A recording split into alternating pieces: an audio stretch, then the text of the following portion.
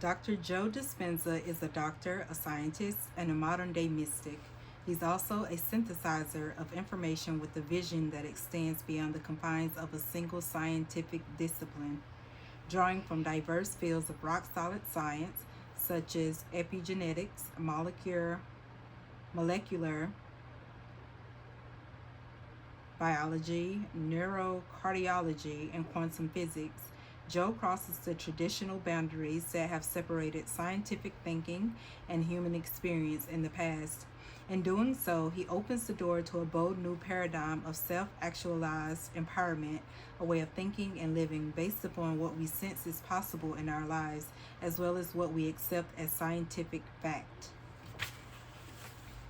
This new frontier of realized potential is redefining what it means to be a fully enabled, fully capacitated human.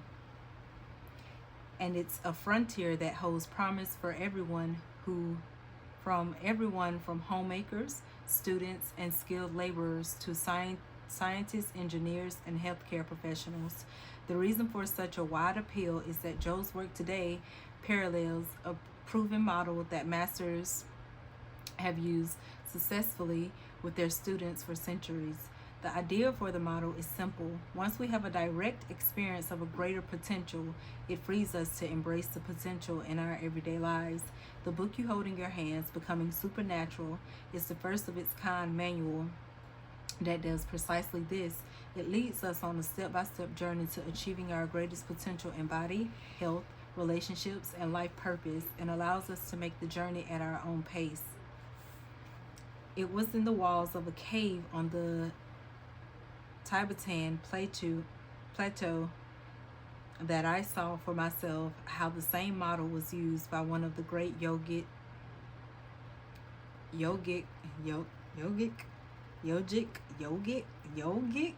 masters of the past to free his students of their own limited beliefs. The legacy of his teaching remains today, preserved in the native rock that provided both the home and the classroom for the master 8 centuries ago. Yogic. Let's see how you pronounce this word. Yogic.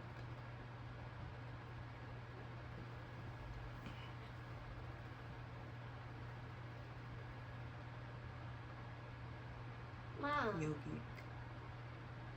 I knew that was Yogi. Yogic.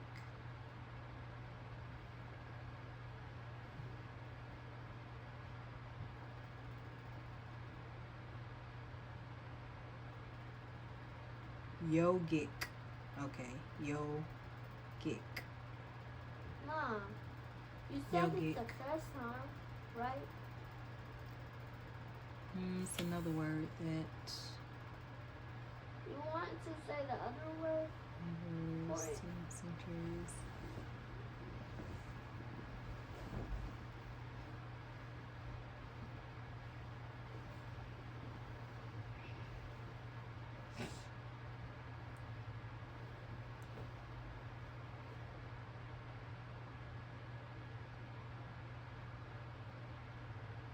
Plateau.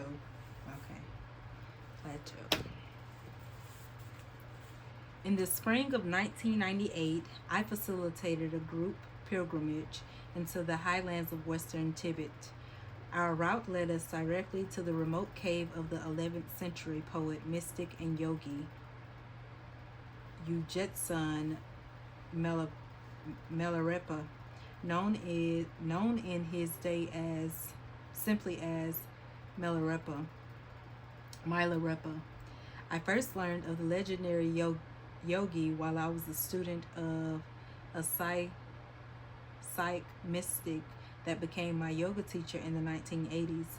For years, I studied the mystery surrounding Milarepa's life, how he had come from a privileged family yet chose to renounce his worldly possessions, the brutal and tragic circumstances of losing his family and loved ones to mass violence, and how his revenge and subsequent suffering led to his retreat high in the Himalayan mountains, where he discovered his extraordinary potential as a devoted yogi.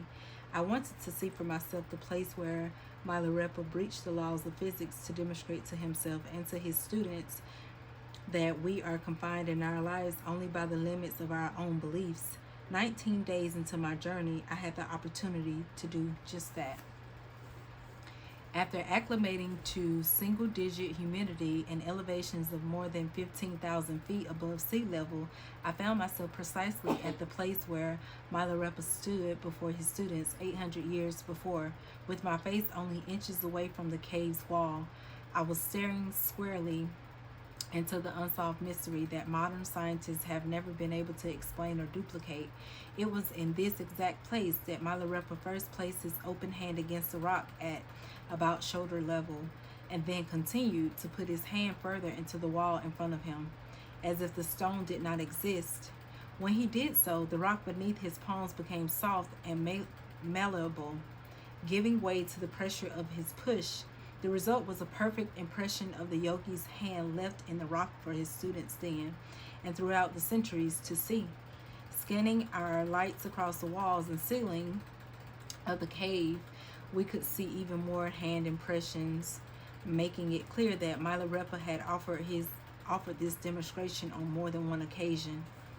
As I opened my palm and pushed it into the impression, I could feel my fingers cradled in the form of the yogi's, precisely in the position that his hand had assumed 8 centuries earlier. The fit was so perfect that any doubt I had about the authenticity of the handprint quickly disappeared. It was a feeling that was both humbling and inspiring at the same time. Immediately, my thoughts turned to the man himself. I wanted to know what was happening to him when he engaged the rock. What was he thinking? Perhaps more importantly, what was he feeling? How did he defy the physical laws that tell us a hand and the rock can't occupy the same place at the same time? As if he was reading my mind.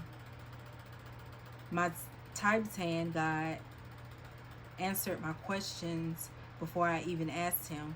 The Geshe's great teachers, meditation teaches that he is part of the rock, not separate from it. The rock cannot contain him.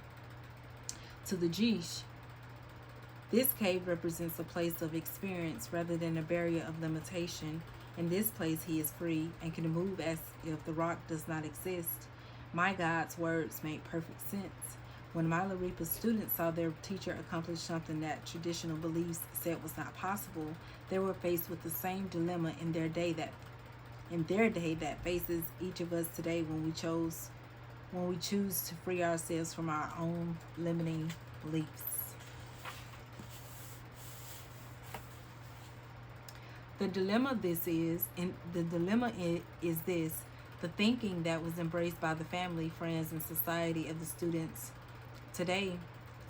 day thought of the world in terms of limits and boundaries. This included the belief that a cave wall is a barrier to the flesh of a human body. As Milarepa pushed his hand into the rock, however, his students were shown that there are exceptions to such laws. The irony is that both ways of seeing the world are absolutely correct. Each depend upon the way we choose to think of ourselves in a given moment. As I pressed my hand into the impression that the yogi left for his students long ago, I asked myself, as we confined in our lives today by the same limiting beliefs that Milarepa's students experienced in their day, as if so, how do we awaken the power to transcend our own limiting beliefs? I found that when something is true in life, that truth shows up in many ways. For this reason, it comes as no surprise that the scientific documentation from Joe's classroom discoveries led to the same conclusion that Milarepa and mystics throughout the centuries arrived at in the past, that the universe is as it is, our bodies are as they are, and the circumstances of our lives exist as they do because of consciousness itself and the way we think of ourselves in our world. I've shared the story of Milarepa to illustrate this seemingly universal principle. The key to the yogi's teaching is this: when we experience for ourselves or witness in another person something that we've once believed to be impossible, we are freed in our beliefs to transcend those limitations in our own lives. And this is precisely why the book you're holding has the potential to change your life by showing you how to accept your future dream as your current reality, and to do so in a way that your body believes is happening now. You discover how to set into motion a cascade of emotional and physiological processes that reflect your new reality. The neurons in your brains, the sensory neurites in your heart, and the chemistry of your body all harmonize to mirror the new thinking and the quantum possibilities of life as rearranged to replace the unwanted circumstances of your past with the new circumstances that you've accepted as the present. And that's the power of this book. In a style that is simple, straightforward, and easy to understand, Joe Dispenza has woven into a single volume the paradigm-altering discoveries of quantum science and the deep teachings that adepts of the past dedicated their entire lifetimes to master. He shows us how to become supernatural. Greg Braden, New York Times bestselling author of Human by Design and the Divine Matrix.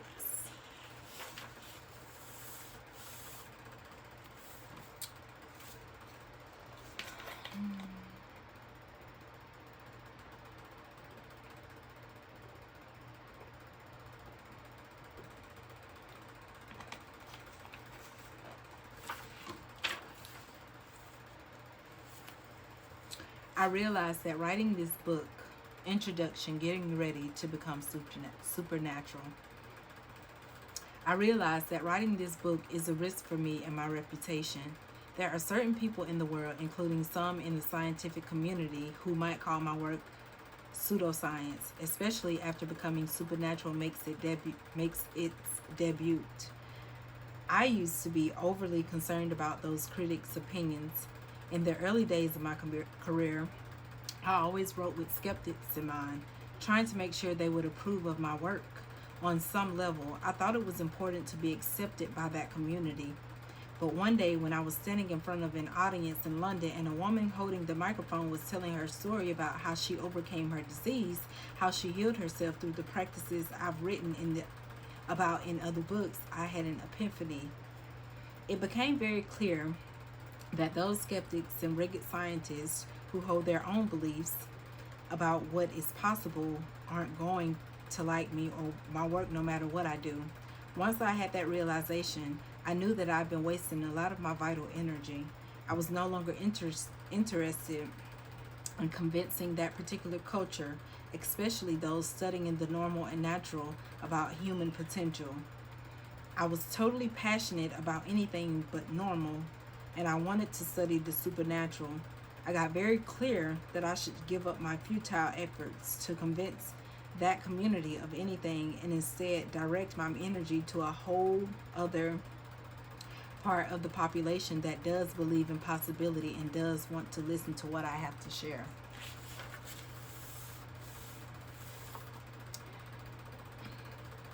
What a relief it was to fully embrace that idea and let go of any attempt to make a difference in that other world.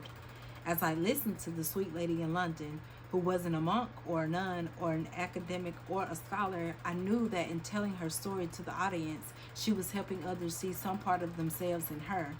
Those hearing her journey might then believe it would be possible for them to accomplish the same. I'm at the point in my life where I am okay with people saying anything about me, and I certainly do have my flaws, but I now know more than ever that I am making a difference in people's lives. I say that with utter humility. I have labored for years in taking complex scientific information and making it simple enough for people to apply to their lives. In fact, in the last 4 years, my team of researchers, my staff, and I have gone through extensive strides to scientifically measure, record, and analyze those transformations in people's biology to prove to the world that common people can do the uncommon. This book is about more than just healing, although it includes stories of people who have made significant changes in their health and have actually reversed diseases, along with the tools you need to do the same. These accomplishments are becoming quite common in our community of students. The material you are about to read lives outside of convention and is not usually seen or understood by most of the world. The content of this book is based on an evolution of teachings and practices that have culminated in our students' ability to delve deeper into the more mystical of these. And of course, I am hoping it will bridge the world of science with the world of mysticism. I wrote this book to what I've always thought was possible to the next level of understanding. I wanted to demonstrate to the world that we can create better lives for ourselves, and that we are not linear beings living linear lives, but dimensional beings living dimensional lives. Hopefully, reading it will help you understand that you already have all the anatomy, chemistry, and physiology you need to become supernatural, sitting latent within you, waiting to be awakened and activated. In the past, I hesitated to talk about this realm of reality because I fear it might divide an audience based on their own personal beliefs. However, I have wanted to write this book for a long time now. Over the years, I have profoundly rich mystical experiences that have changed me forever. Those inner events have influenced who I am today. I want to introduce you to the world of dimension and show you some of the measurements we took and the studies we did in our advanced workshops around the world. I started collecting data on our students in these workshops because we witnessed significant changes in their health, and I knew they were changing their biology during the meditations in real time. We have thousands and thousands of brain scans that prove those changes were not just imagined in their minds, but actually took place in their brains. Several of the students we measure accomplished those changes within 4 days. The length of our advanced workshop. The scientific teams I've assembled have taken brain scans recording using quantitative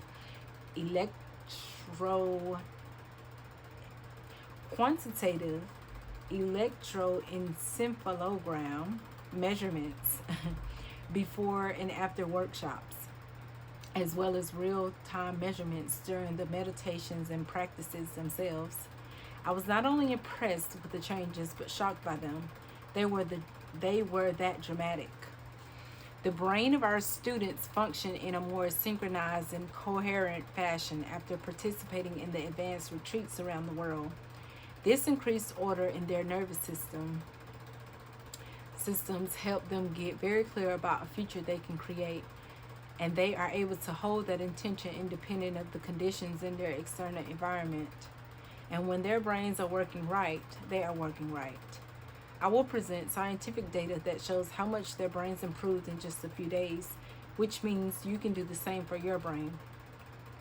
At the end of 2013, something mysterious started occurring. We started seeing brain scan recordings that puzzled the researchers and neuroscientists who came to our events to study my work. The high amounts of energy in the brain that we were recording while a student was in certain meditations had never been recorded up until this point. And yet we were seeing these off the charts readings again and again. When we interviewed the participants, they reported that their subjective experience during the meditation was very real and mystical, and that this either profoundly changed their view of the world or dramatically improved their health. I knew in those moments that these participants were having transcendental experiences in their inner world of meditation that were more real than anything they had ever experienced in their outer world. And we were capturing those subjective experiences objectively. That has become a new normal for us now. And as a matter of fact, we can often predict when these high amplitudes of energy in the brain will occur based on certain indicators and signs that we have seen for years now. In these pages, I want to demystify what it is to have an interdimensional experience as well as provide the science, biology, and chemistry of the organs, systems, and neurotransmitters that make this happen. It is my hope that this information will give you a roadmap for how to create such experiences for yourself. We have also recorded amazing changes in heart rate variability. That's when we know a student is opening their heart and maintaining elevated emotions like gratitude, inspiration, joy, kindness, appreciation, and compassion, which cause the heart to beat in a coherent fashion, that is, with rhythm, order, and balance. We know that it takes a clear intention, a coherent brain, and an elevated emotion, a coherent heart, to begin to change a person's biology from living in the past to living in the future. That combination of mind and body, of thoughts and feelings, also seems to influence matter, and that's how you create reality. So you're going to truly believe in a future that you are imagining with all your heart. So if you are going to truly believe in a future that you are imagining with all your heart, let's make sure it's open and fully activated. Why not? Through practicing quantitative feedback, get good at doing it and make it a skill.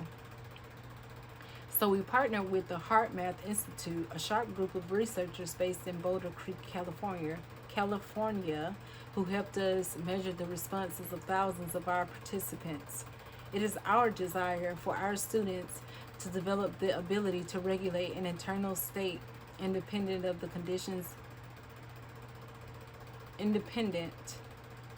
the conditions in their external environment, and to know when they are creating heart coherence and when they are not. In other words, when we measure those internal changes, we can tell a person that they created a more balanced pattern in the heart measurement, and that they are doing a great job and should keep doing exactly what they are doing. Or we can let them know they are not making any biological changes, and then give them the proper instruction and provide several opportunities to practice getting better at the process. That's what feedback does. It helps us know when we are doing something correctly and when we aren't. When we can change some feeling or thought inside of us, we can see changes outside of us. And when we observe that we did it correctly, we will pay attention to what we did and do it again. That action creates a constructive habit. By demonstrating how others perform such feats, I want to show you how powerful you can be. Whew, that is a lot.